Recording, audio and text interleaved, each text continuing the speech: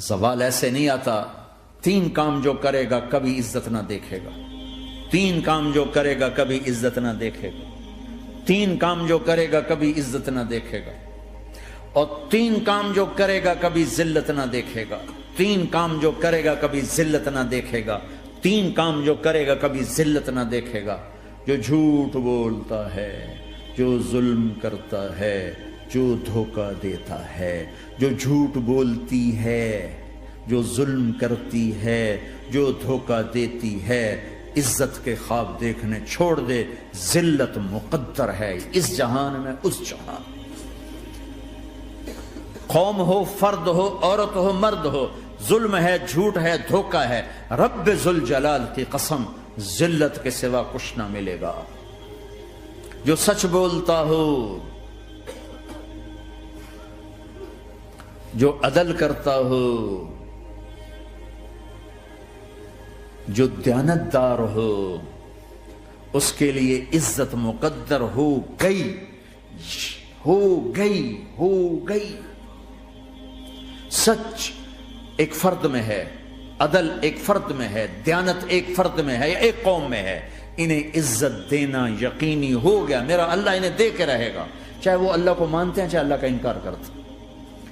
آگے آخرت کا مسئلہ الگ ہے.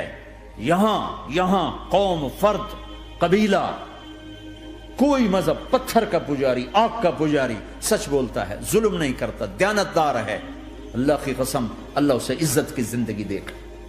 رات کا تہجد گزار، دن کا روزے دار، کہیں ظلم کرتا ہے، کہیں جھوٹ بولتا ہے، کہیں دھوکہ دیتا ہے، ذلت اس کے ماتھے پہ لکھ دی جائے گی اور موت کے بعد کی ذلت بھی ساتھ اٹھے گی. تو اللہ کو راضی کرو. کیسے؟ کبیرہ گناہوں سے بچ کر، اس کے سامنے سر جھکا کر. دوسرا کام، اللہ کے بندوں کے ساتھ معاملہ کرو.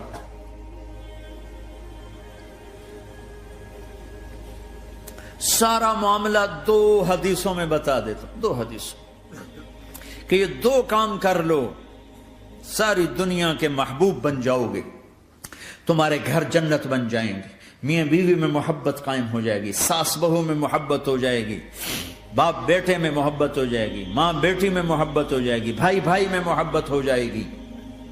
2 کام کر لو. ان 2 میں سب کچھ چھپا ہوا ہے. میرے نبی نے فرمایا، معاذ الا انبئک بملاک ھذا کلہ. پوری حدیث. معاذ بن جبل نے کہا یا رسول اللہ کچھ جنت کے جانے کا راستہ تو بتائیں، جنت میں جانے کا راستہ تو بتائیں. انبئنی بعمل یدخلنی الجنہ. صاحب نے کہا سألت عن امر عظیم، بہت بڑی باتوں نے پوچھی ہے. تقیم الصلاة المکتوبہ، تؤدی الصلاة المفروضہ، وتصوم رمضان، وتحج البیت. معاذ نماز پڑھنا، روزہ رکھنا، زکوٰۃ دینا اور حج کرنا. پھر آپ نے فرمایا ان شئت انباتک بابواب الجنت. اب اگر تو چاہے تو کچھ اور بتاؤں، جنت کے دروازے بتاؤں؟ کہ جی بتائیں. کہ الصوم جنہ، روزہ جہنم اور تیرے درمیان بیچ میں رکاوٹ بن جائے گا. الصدقۃ تطفئ الخطیہ، چھپ چھپ کے اللہ کے نام پہ دینا تیرے گناہوں کو دھو دے گا، پاک کر دے گا.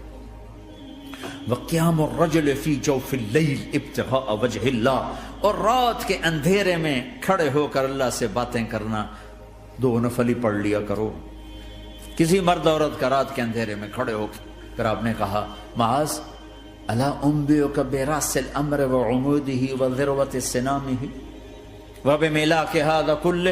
اے معاذ میں تمہیں اب سارے دین کا خلاصہ بتاؤں، سارے دین کا سرا بتاؤں، ستون بتاؤں. ایک روایت کے مطابق ستون بتاؤں، آخری چیز بتاؤں، آخری چیز بتاؤں. کہا جی ما ہوا جی. تو مجھے دیکھنا سارے بھائی. تو آپ نے اپنی زبان نکالی اور اسے یوں پکڑا.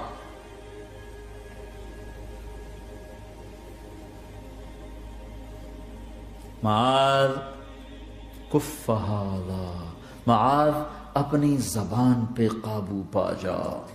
یہ میری پوری شریعت ہے، یہ پورا دین ہے، یہ کس کو سمجھایا ہے؟ معاذ کو۔ کیسے سمجھایا؟ جیسے چھوٹے بچے کو سمجھاتے ہیں، ایکشن کر کے۔ صرف اتنا بھی تو کافی تھا، بھائی زبان کی احتیاط کیا کرو، ایسے سمجھایا جیسے چھوٹا بچہ۔ کیوں کہ مشکل ترین کام ہے۔ 22 ویلر ٹرالے کو بریک لگانا آسان ہے، یہ 2 انچ کی زبان کو بریک لگاتے ہوئے سارے بریک فیل ہو جاتے ہیں۔ اور جتنا آج گھروں میں فساد ہے اس کے پیچھے یہ زبان ہے۔ اور یہ کون ہے جس کو معصوم بچے کی طرح سمجھایا ہے؟ معاذ بن جبل۔ اور معاذ بن جبل کون ہے؟ میرے نبی نے کہا قیامت کے دن میری امت کے علماء کا جھنڈا معاذ کے ہاتھ میں ہوگا۔ اور یہ کون ہے؟ میں پچھلے مئی میں گیا ہوں، یہ مئی جو گزرا ہے، اردن ہمارا اجتماع تھا تبلیغ کا، میں وہاں گیا، عمان میں آگے اربد گئے، اربد سے 18 کلومیٹر 20 کلومیٹر آگے حضرت معاذ کا مقبرہ ہے، باپ بیٹا دونوں وہاں دفن ہیں۔ حضرت عمر کے زمانے میں انتقال ہوا، جب میں اندر گیا تو اوپر لکھا ہوا تھا تاریخ وفات 18 ہجری، اور اب ہے 1435 ہجری۔ 1417 سال اس آدمی کو دنیا سے گئے ہوئے ہو چکے ہیں۔ جب میں مقبرے میں داخل ہوا، کمرے میں جس میں قبر تھی، سارے کمرے میں خوشبو ہی خوشبو۔